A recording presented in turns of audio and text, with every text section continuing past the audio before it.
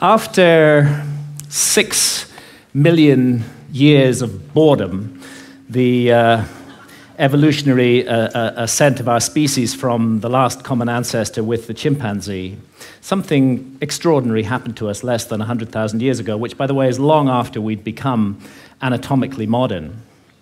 It was a kind of emergence into consciousness less than 100,000 years ago, really less than 40,000 years ago, when we became fully symbolic creatures.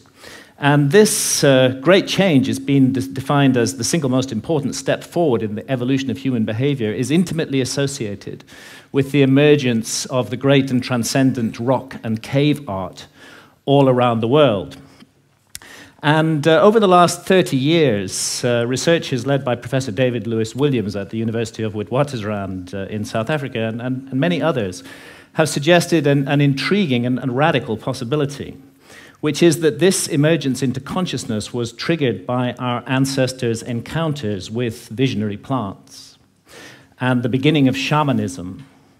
If you analyze the cave art, there's not time to go into the details here, but there are so many details that make it clear that this was an art of altered states of consciousness, of visions, and that plants like the Amanita muscaria mushroom or psilocybin mushrooms appear to have been directly connected with this sudden and radical change.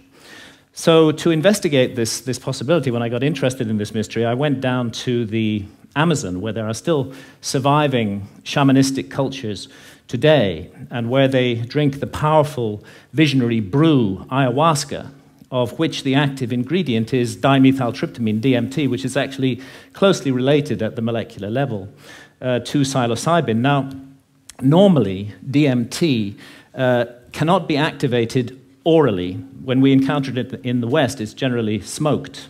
There's an enzyme in our stomachs called monoamine oxidase, which switches off DMT on contact. But in the Amazon, they've got round this problem, and they say it was the spirits that taught them how to do it. The DMT in the ayahuasca brew is contained in these leaves from a plant that they call chacruna in the Amazon.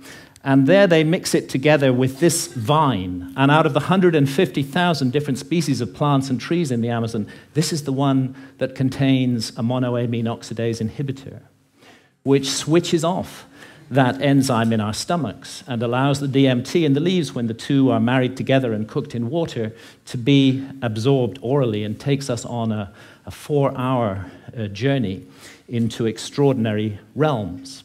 Now, it's no joke to drink ayahuasca. The ayahuasca brew it has a foul taste, really hideous, and a dreadful smell. And after you've drunk your cup, you'll find within 45 minutes or so that you're sweating, that you're feeling nauseous. Pretty soon you may well be vomiting, you may well have diarrhea. So, nobody's doing this for recreation. And I'd like to add that I don't think any of the psychedelics should be used for recreation. They have much more serious and important mission with humanity. So we're not doing this for fun. But what draws people to ayahuasca again and again to brace themselves for this experience, and you do have to brace yourself, is its extraordinary effects at the level of consciousness. And one of those effects has to do with creativity, and we can see the creative cosmogenic impulse of ayahuasca in the paintings of ayahuasca shamans from Peru, like the paintings of Pablo Amaringo here, those richly saturated colors, the amazing visions that they reproduce.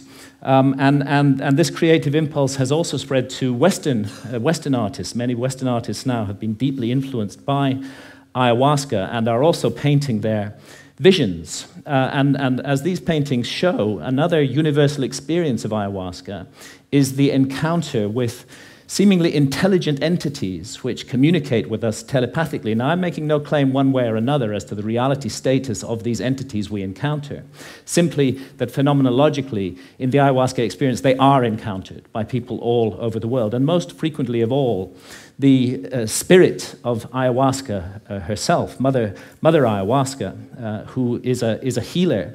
And although she's kind of the mother goddess of the planet, She seems to take a direct personal interest in us as individuals, to heal our ills, to want us to be the best that we can possibly be, to correct errors and mistakes in our behavior that may be leading us down the wrong path. And this is perhaps why, and it's an untold story, really, ayahuasca has been fantastically successful in getting people off harmful addictions to hard drugs such as heroin and cocaine. Jacques Mabit at the Taquihuasi Clinic in Peru brings heroin and cocaine addicts out there for a month, gives them 12 ayahuasca sessions, and they have encounters with Mother Ayahuasca during those sessions that lead them not to wish to take heroin or cocaine anymore, and more than half leave completely free of their addiction, never return to it, and don't even have withdrawal symptoms. And the same incredible healing work was being done in Canada by Dr. Gabor Mate until the Canadian government intervened and stopped his healing practice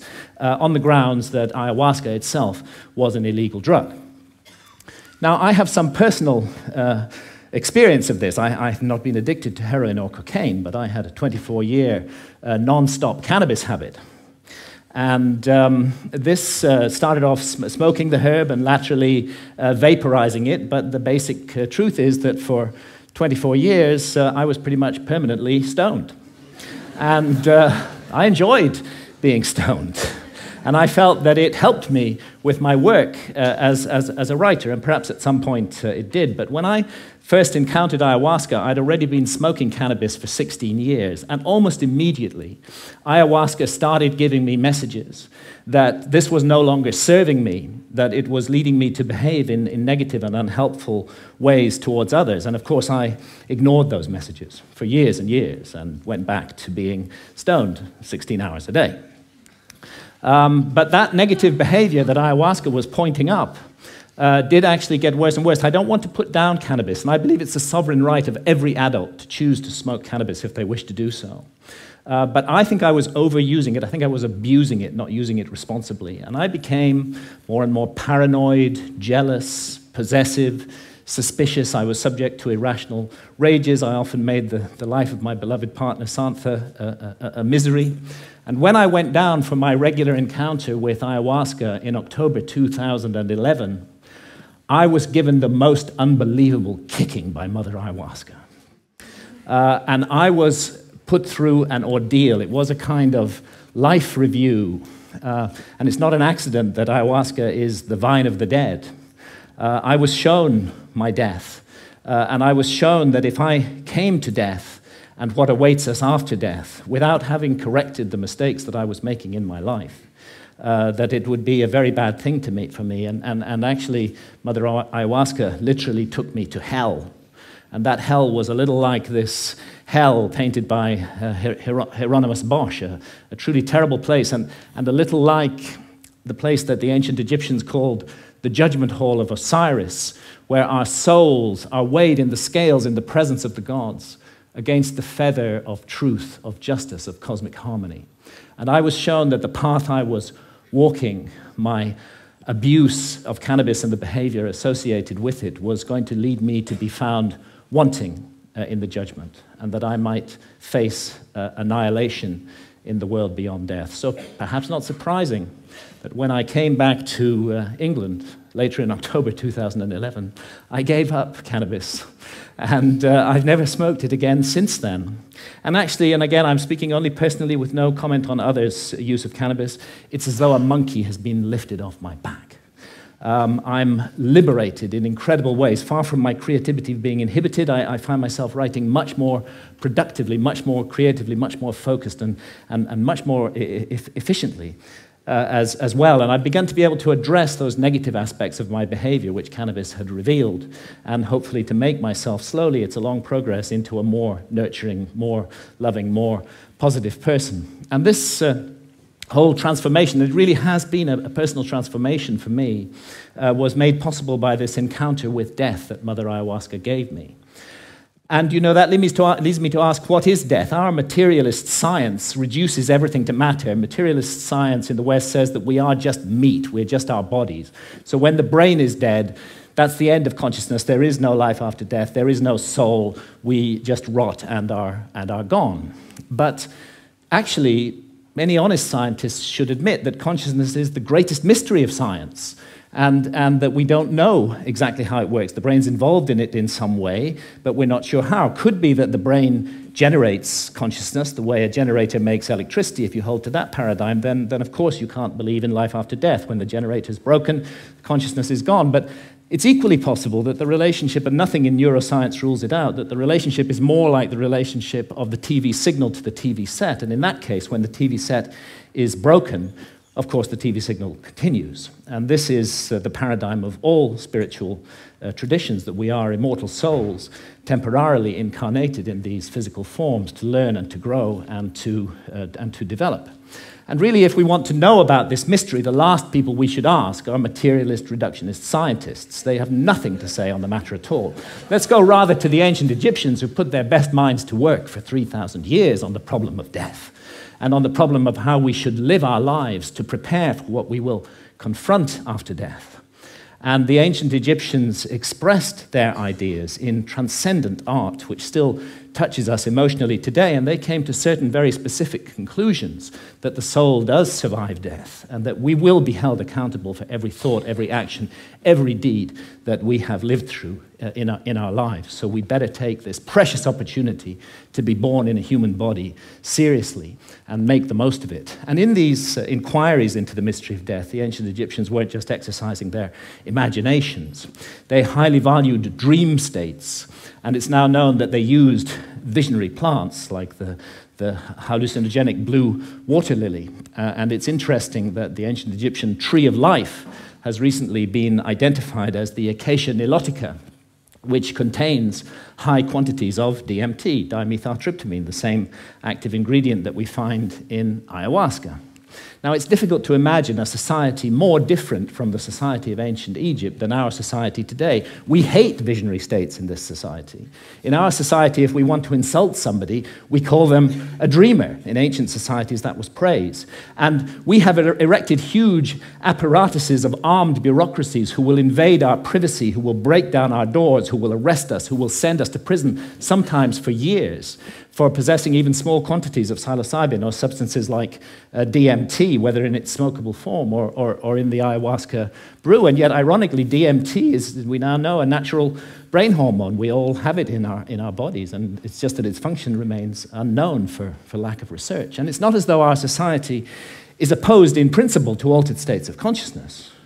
I mean, billions are being made by the unholy alliance of psychiatrists and big pharma in overprescribing drugs to control so-called syndromes like depression or attention deficit disorder in teenagers. And we have a love affair in our society with alcohol. We glorify this most boring of drugs, despite the terrible consequences that it often has. And of course, we love our stimulants, our tea, our coffee, our energy drinks, our sugar, and huge industries are built around these substances, which are valued because of the way they alter consciousness. But what all these approved altered states of consciousness have in common is that none of them contradict or conflict with the basic state of consciousness valued by our society, which I would call the alert, problem-solving state of consciousness, which is good for the more mundane aspects of science. It's good for the prosecution of warfare. It's good for commerce. It's good for politics. But I think everybody realizes that the promise of a society over-monopolistically based upon this state of consciousness has proved hollow, and that this model is no longer working, that it's broken in every possible sense that a model can be broken, and that urgently we need to find something to replace it. The vast problems of global pollution that have resulted from the single-minded pursuit of profit, the horrors of nuclear proliferation, the specter of hunger, that millions every night go to bed starving, that we can't even solve this problem despite our alert problem-solving state of consciousness. And look what's happening in the Amazon, the lungs of our planet, this precious home of biodiversity. The old-growth rainforest being cut down and replaced with soybean farms so we can feed cattle, so that we can all eat hamburgers. Only a truly insane global state of consciousness could allow such an abomination to occur. And I did a back-of-an-envelope calculation during the Iraq War. It seems to me that 6 months' expenditure on the Iraq war would have solved the problem of the Amazon forever, would be sufficient to compensate the peoples of the Amazon so that no single tree ever needed to be cut down again to garden and look after that amazing resource. But we can't make that decision as a global community. We can spend countless billions on warfare, on hatred, on fear, on suspicion, on division, but we can't get together the collective effort to save the lungs of our planet. And this is perhaps why shamans from the Amazon are now mounting a kind of reverse missionary activity. When I've asked shamans about the sickness of the West, they say it's quite simple. You guys have severed your connection with spirit. Unless you reconnect with spirit and do so soon, you're going to bring the whole house of cards down around your heads and ours. And rightly or wrongly, they believe that ayahuasca is the remedy for that sickness. And many now are being called to the Amazon to drink ayahuasca, and ayahuasca shamans are traveling throughout the West, offering the brew, often under the radar, often at personal risk, to bring about consciousness change. And it's true that the message of ayahuasca, the universal message, is about the sacred, magical, enchanted, infinitely precious nature of life on Earth and the interdependence of material and spiritual realms. And it's impossible to work with ayahuasca for long without being deeply and profoundly affected by this message. And let's not forget that ayahuasca is not alone, that it's part of an ancient worldwide system of the targeted, careful, responsible alteration of consciousness. It's recently been shown by scholars that the kykeon used in the Eleusinian mysteries in ancient Greece was almost certainly a psychedelic brew, that the soma of the Vedas may well have been a brew based upon the Amanita muscaria mushroom. We have the DMT in the ancient Egyptian tree of life. We have the whole global cultures of surviving shamanism, and what it's all about is a state of consciousness that's designed to help us find balance, harmony. The ancient Egyptians would have called it Ma'at, with the universe, and to remain mindful that what we're here to undertake on Earth while immersed in matter is fundamentally a spiritual journey aimed at the growth and perfection of the soul, a journey that may go back to the very origins of what made us human in the first place. And I stand here invoking the hard-won right of freedom of speech to call for and demand another right to be recognized, and that is the right of adult sovereignty over consciousness. There's a war on consciousness in our society, and if we as adults are not allowed to make sovereign decisions about what to experience with our own consciousness while doing no harm to others, including the decision to use responsibly ancient and sacred visionary plants, then we cannot claim to be free in any way. And it's useless for our society to go around the world imposing our form of democracy on others while we nourish this rot at the heart of society and we do not allow individual freedom over consciousness. It may even be that we're denying ourselves the next vital step in our own evolution by allowing this state of affairs to continue, and who knows, perhaps our immortal destiny as well. Thank you, ladies and gentlemen.